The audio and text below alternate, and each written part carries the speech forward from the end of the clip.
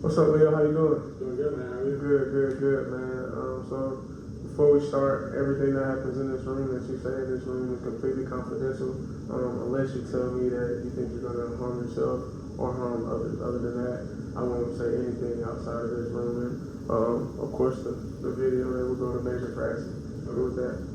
Cool, man. I'm gonna also take notes on my iPad as well, if you're fine with that. I'm gonna delete them as soon as we done. Got you. So what's been on your mind, man? What's going on?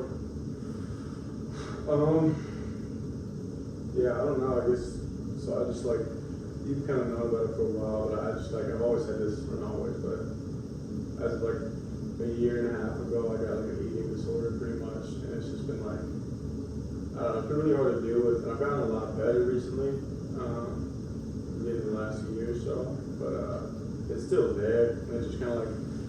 It's always just frustrating because I've got like things I want to like do and achieve, and I feel like sometimes it kind of gets in the way of that. And plus, I just like want people to enjoy like eating and just kind of enjoy doing all that. So it's just kind of frustrating to deal with. Gotcha. I'm sorry you're still dealing with this, first of all. But I know there's something on the other side of it. What do you think it might have stemmed from? I think it's overall just like stress, I guess, really. Like for a long time, I really didn't know. I was convinced it was like something actually wrong with me, but I went and got lots of tests done, and none of it like showed there was something wrong with me. So eventually figured out it was a mental thing, there was stuff going on. And it's really just like stress, just like worrying about things. And although like I'm not a very like worrisome person in general, I think I just kind of used to have like a negative outlook on some things that I didn't even realize. I just kind of caught myself doing that, like thinking those things, and eventually those would like affect the way I felt, which then affected the way I ate, which then affected how I felt about eating, and it just kind of like was a spiral downhill for a long time. So yeah. So when you talk about like this spiral, what were the main factors that went into it? Like, was it school? Was it football? Was it family life? I know you dealt with a passing of a friend freshman year. Do you think that might have contributed into it, or what you think? What do you think happened? Yeah, I think it's kind of like. I think it was a lot of things. I mean, like in my friend group at home, I've always been kind of known as like. Like a strong guy that people could look towards and all that stuff. And there was a period of time where I was really, really struggling, like really bad, just really last year, sophomore year. And it really had to do, like when I go home, sometimes it's even harder to eat than it is when I'm like just up here on my own. Because I would start thinking about like, I don't want my family to think I'm like unhealthy, like not doing well, but like in reality I wasn't doing well at all. And I don't want my friends to think like, oh, like I'm not myself, or like something's wrong with me.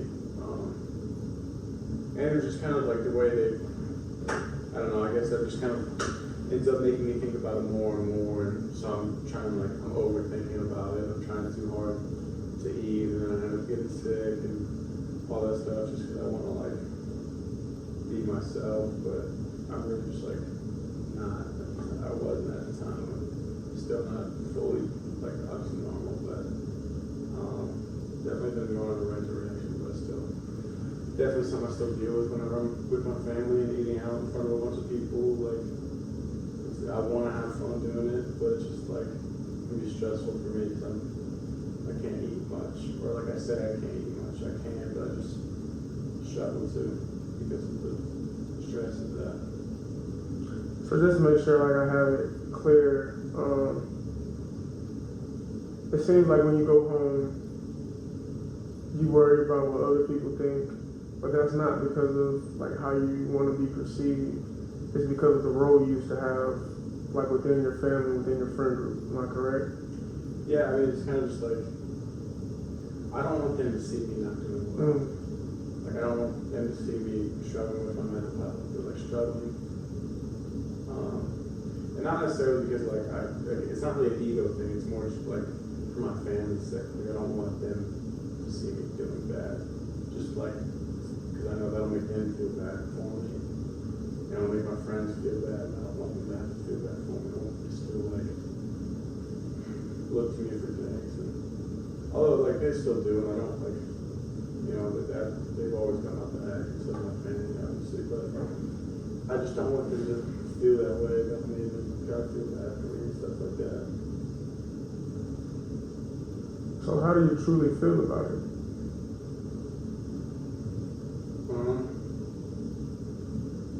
I guess I just really want it to be the way it used to be. Mm-hmm. Where I just like, where it wasn't even a thought that crossed my mind.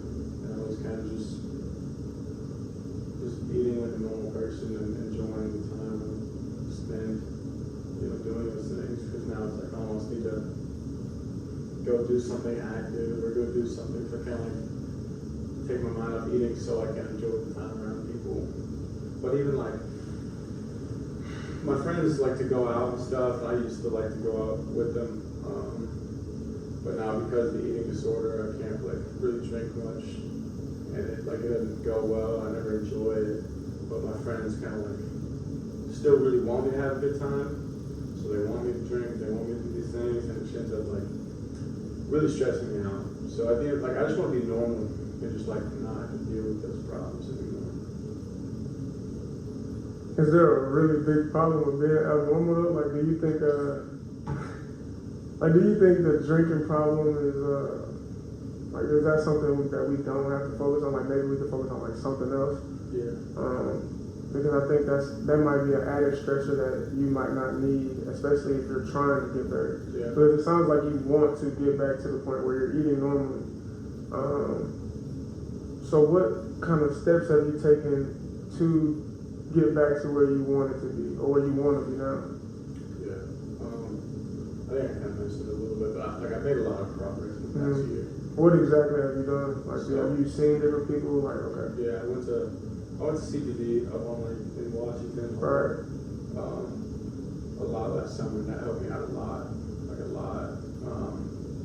Just kind of like recognizing bad thoughts and how that was kind of affecting me, and really just ultimately like letting things affect how I felt, and just pointing out whenever I was doing something that wasn't true, or I was just kind of like making things up in my head that would stress myself out even more. And then just kind of like, I guess whenever you have an eating disorder, you tend to like make a bigger deal of it than it really is. Right. And so just kind of bringing it back down, just like I'm just eating, like it's just a normal thing that people do. And just practicing that really has been what's been helping.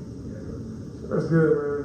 I'm proud of you and the progress I've seen you make. I know the weight scale's been jumping a little bit now. You reached 220. yeah. It was crazy because I was at 220 and I came down, and now you're going up, and you look like you do today.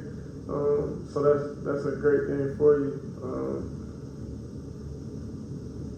Are you worried that maybe football was like the stress that you have within trying to do things past college might affect your eating disorder more? Yeah, I mean, I definitely like, that is something that definitely does, like, I think about, I remember when they had that NFL Junior Day, Right. and they were taking like height and weight, and obviously weight and eating go together, and so, like, that whole week and days leading up to it were hard to eat, just because, like, I was thinking about it so much, and, you know, it's just like I know the NFL just takes a big, you gotta look the part and all that stuff. You want to play in the NFL, obviously it's hard to do, but there's a certain, you know, weight that generally linebackers should be. And I also just feel like if I was heavier and could get a little stronger, and really like just the nutrition with lifting, like you need to eat to get stronger and recover. And so not being able to do that sometimes like affects, you know, starts to stress me out more. So I want to be able to do that. Right. Yeah, it's kind of just like a big spiral every time it starts happening. It can just get out of hand, and I stress out, so I can't eat, and then that stresses me out more, so I can't eat more, and stuff like that. So you feel the worst when the stress starts building, and then when it gets to the point where it's built up so much, what do you do? At that point, usually what end up happening and kind of taking me out of it is I either kind of get sick, or I just can't really eat for a longer period of time, and eventually at the end of that period of time I'm really hungry. Right. So I have to eat, and I can actually eat a meal, and eventually I kind of build up that confidence again to eat more and more until I'm feel good. And then obviously there's always outside stretches that can affect it, but yeah. But even though sometimes when I just when we went on spring break, it was just we just hung out, me and a couple of guys just hung out in Puerto Rico. I was just very relaxed, and I ate a lot of food, and it was actually it was really cool and fun, and I really enjoyed it. But then I went home, and granted I still ate pretty well, but it's just I started thinking about my family and all that, and it's just kind of it's just not as good when I start caring about things like that. So when you were with the guys on spring break, why do you think you felt more comfortable around them and so relaxed rather than when you were around your family or when you were around your friends at home? What do you think the big difference was? Yeah. Besides location, Puerto Rico's a Yes. beautiful place. I mean, definitely I've noticed that I can eat decently well here when I'm around the people that already know about it. And obviously my parents know about it, but I just the same thing. I just don't want them to see me not doing well. I want them to not feel bad about everything. I just want to do well so that they don't stress out about that. But with my friend that hung out with from Puerto Rico, they all know about it. Really through this whole process. Really, when I became really good friends with them, I was dealing with this the whole time. And so, I know that they're not really looking for things, and they don't I don't know. It just doesn't stress me out to think of that because I know they know it's hard for me, but they don't really they don't worry about it. They don't judge. They don't do anything. They're just all cool about it. That's a blessing to have that support system. I'm glad you have that because I think that is something that will help you kind of build his confidence that you kind of need, because it seems like when you are confident, you're able to do the things you need to do, especially if you have aspirations outside of the military, outside of West Point itself. So I guess going forward, what do you think are 3 goals or just one goal that you would have in overcoming this disorder? Mm-hmm. And what step would you take to reach that goal? That's a tough question. Yeah.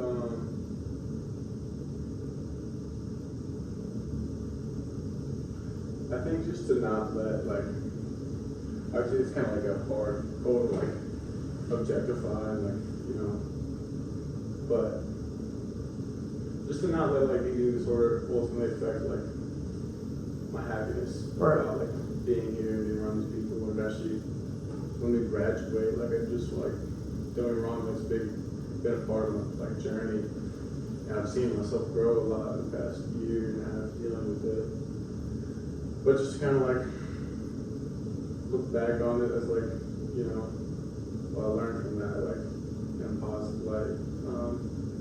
I still was able to enjoy myself and grow and become good friends and have great relationships. And I think in order to get to that spot, I just kind of need to keep practicing this. And I'm really looking forward to summer because I don't really have any classes, and I can really just focus on both football and just my mental health and just enjoying my time here with all these people. I think that will be really beneficial for all this. I'm definitely looking forward to that. So. Would you be open to maybe continuing the CPD, or is that something that you stopped? I haven't gone a while, but more just timing than anything. Since I get wrapped up in school and football very easily. I'm just gonna let that take on my schedule. And I've been pretty good for the most part, to be honest. Gotcha. I definitely do think to get better, I will probably go back this summer at some point, just to like check back in, and maybe I've kind of fallen into some habits that I kind of had let go of, but fallen back into. So yeah, I'll probably go back at some point for sure.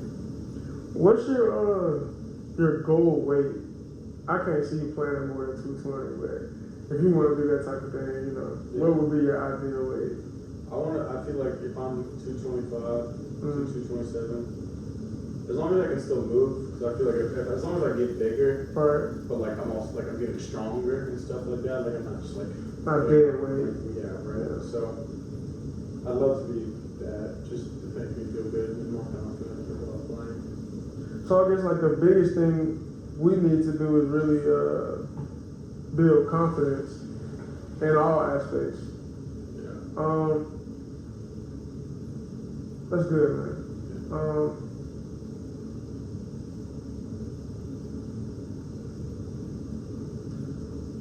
I want to continue to say that I'm proud of you.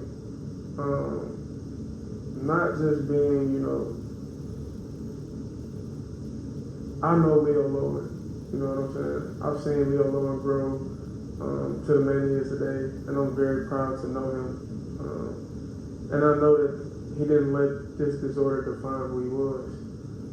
And that's something that I will always admire about you and look up to you for. I guess one thing that my last question would be, if we could tell someone like Andrew Thomas who's younger than you,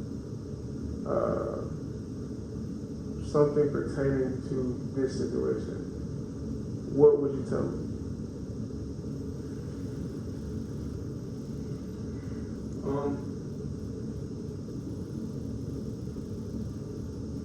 Yeah, I think one thing that kind of happened to me was I kind of just like, I had lost my personality, I had lost who I was, I had just like, I've always been a big like working hard guy, but in the worst times of this like disorder, I was like really, really struggling, just like want to go up to the weight room and want to play football every day, want to do every rep and all that stuff.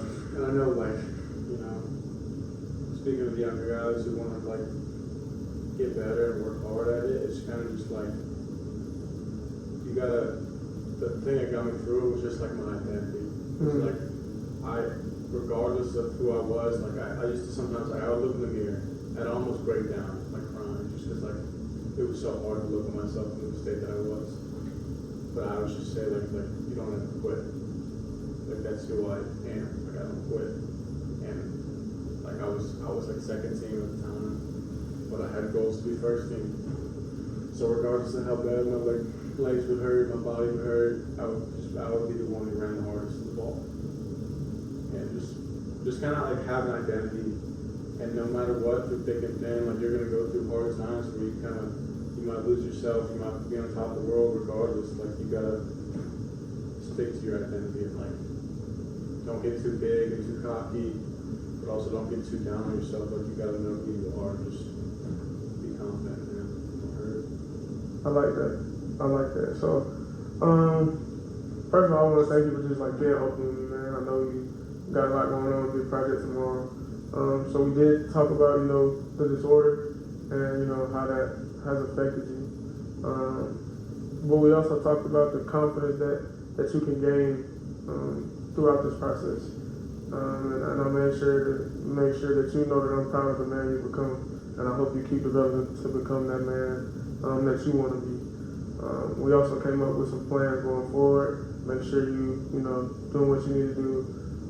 If that's CPD, I'm always a resource, bro. If you ever need to talk about anything, you come to me and I like sit down and talk without this camera, without anything, just us two talking. But I guess the biggest thing we'd like to plan forward so we can keep instilling that confidence in you and make sure that you're still living up to identity is just make sure that you're okay. Make sure you're still practicing eating around people you're comfortable with. And hopefully, like when you get in those uncomfortable situations, we built something that you can fall back on. So like I said, man, I'm proud of you. I appreciate you being open with me. And we're going to keep working at this thing, man. So let's go win some games this year. Yeah. Appreciate you, my dog. Appreciate it.